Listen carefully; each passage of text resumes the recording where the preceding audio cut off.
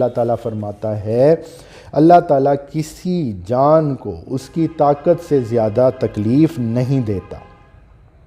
اللہ کسی بھی شخص کو اس کی وسعت سے زیادہ ذمہ داری نہیں دیتا۔ اس کا مطلب یہ ہوا کہ اگر کسی کے اوپر سنگل پیرنٹنگ کے مسائل آ گئے ہیں تو اللہ تعالیٰ نے اس کے اندر اتنی برداشت بھی رکھی ہوگی اور اس کے لیے مواقع بھی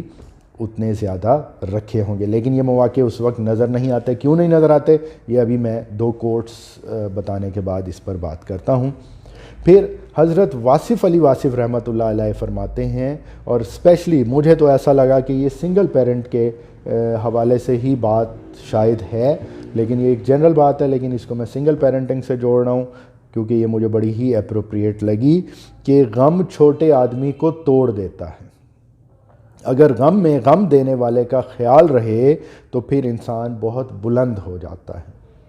اب میں ٹپیکلی سنگل پیرنٹ مدر کے بارے میں بات کرنے لگا ہوں۔ دیکھیں، اگر والدہ جس کا شوہر اسے چھوڑ گیا وہ اپنے بچوں کو اکیلے پال رہی ہے،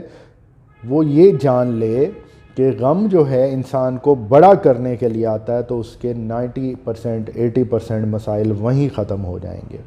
اور اگر وہ یہ سمجھ لے کہ اس غم کے آنے کے بعد میں نے خود کو اللہ کے ساتھ جوڑنا ہے جو الٹیمیٹلی ہمارا خالق بھی ہے، مالک بھی ہے، پروردگار بھی ہے، رحیم بھی ہے اور رحمان بھی ہے،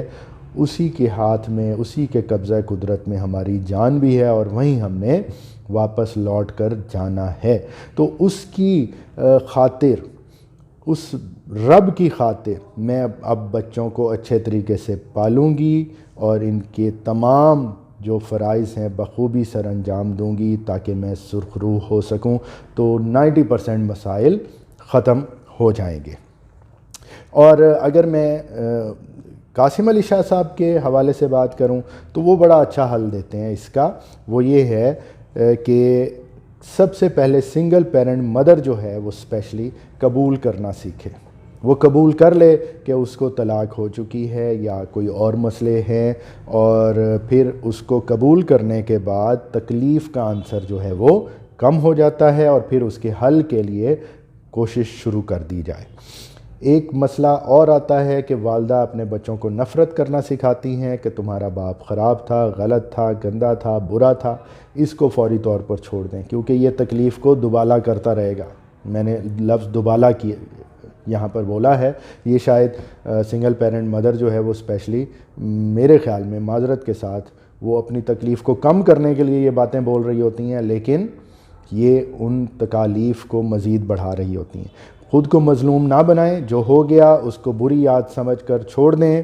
اور نئی شروعات کریں اور معاشی مضبوطی حاصل کریں اور اللہ پر بھروسہ کریں، اور اللہ پر بھروسہ ہی جو ہے تمام مسائل کا حل ہوتا ہے۔